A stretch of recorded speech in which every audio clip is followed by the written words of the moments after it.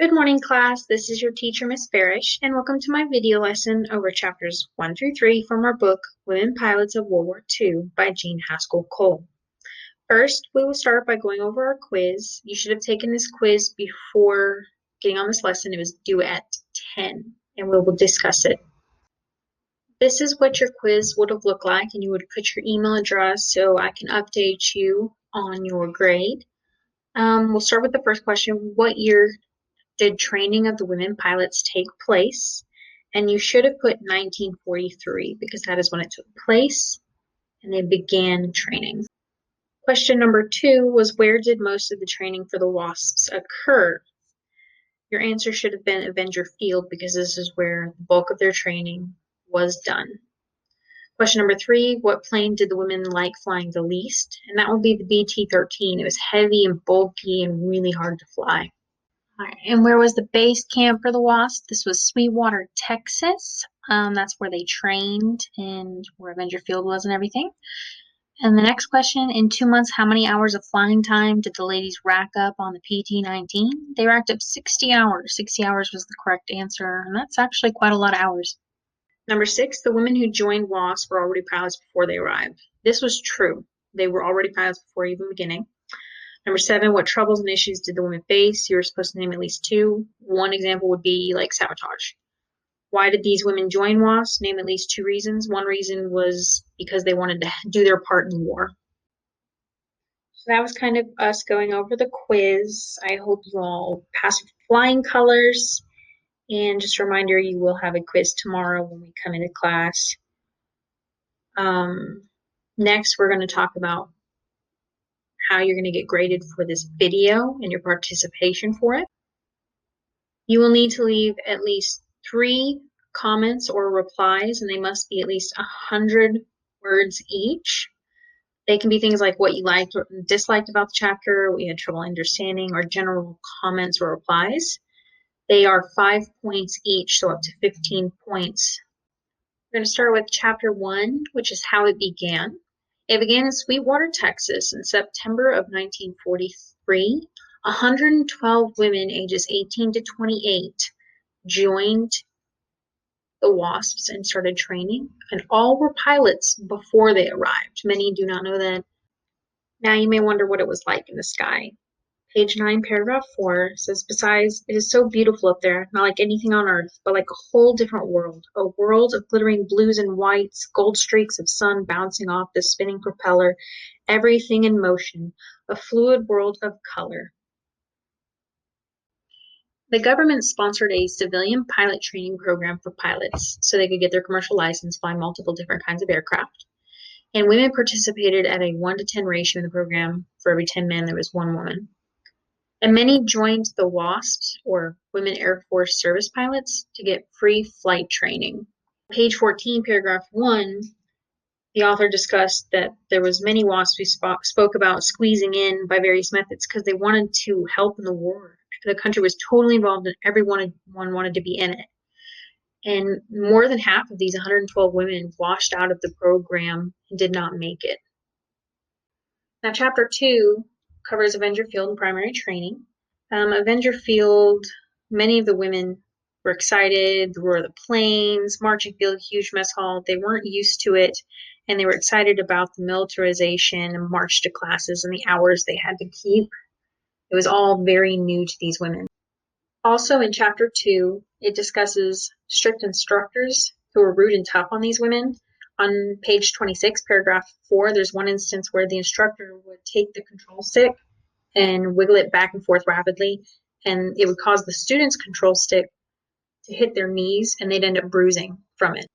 On page 27, paragraph 4, talks a little bit more about instructors, including Jean Moore and her 3 instructors that she ended up having. The first instructor drank too much. The second one was really nice, but sent her up too early for Army Check Ride, which caused her to fail. And the third was really nice. He was a great instructor, and she never had any problems after that with that instructor. Also in chapter 2, the author kind of discusses the several women who became instructors. On page 28, paragraph 1, it actually talks about many, like Jenny Grauer, or Ruth Woods, Dottie Swain.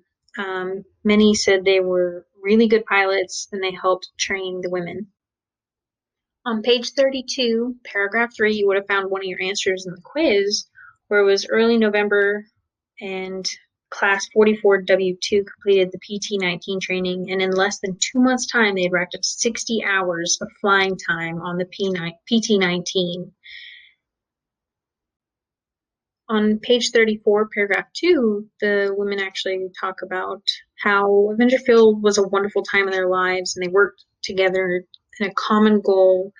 It was tough, fun, exciting, exhilarating. They loved it all, Avenger Field in its entirety.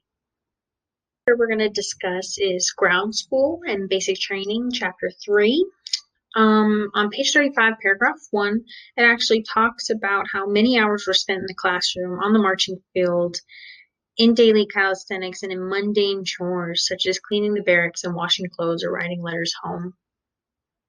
On page 38, paragraph 3, it talks a little bit about their training and how they also had to do it at the auxiliary fields because with so many flying, it would have been impractical to have everyone practicing on Avenger Field. And it talks about how they flew in specified quadrants and specified altitudes so they wouldn't collide, and they had to be very careful when training. Also, in chapter 3, you'll find that they talk a little bit about sabotage.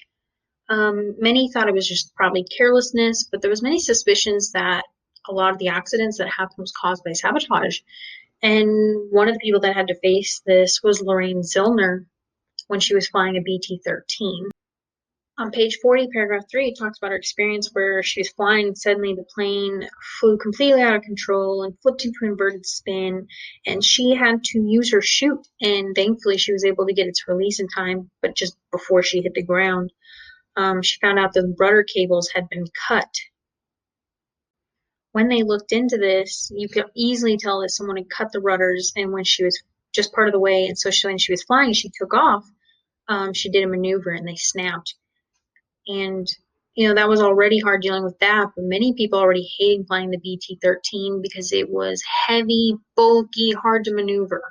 So Mary Keel was another person mentioned in chapter 3 where she had to deal with either carelessness or sabotage. And in one instance, there was an oil rag left on her engine and it caught fire, and they couldn't prove whether it was just carelessness on the part of the mechanics or sabotage due to the men not like. In another instance that Mary Keel had to deal with, her flight controls came completely loose. They're supposed to be secured on a metal plate, and they were not. The controls fell into her hands, and she didn't want to move because they were in her hands, and she managed to remain calm and slowly reach over to radio ground so she can get out of this situation. On page 45, paragraph 5, the author got a quote from Mary Keel, and she said, "I don't think that could have been anything but sabotage. Nobody could be so careless as to leave the whole throttle quadrant unscrewed from the airplane, and it could not have been unscrewed all the way when I took off, because I checked the plane. Several others had bad experiences."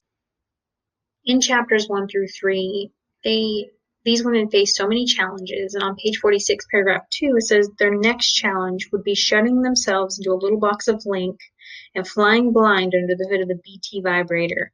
They were ready and eager, and their confidence was still riding high. They were ready. Just from the beginning of these chapters, you see how these women had to be courageous and fight tooth and nail to get what they wanted. And what they wanted was to be helpful in the war, to do something that exhilarated them, that made them feel useful in the war effort. These women had to face harsh instructors, misogynism.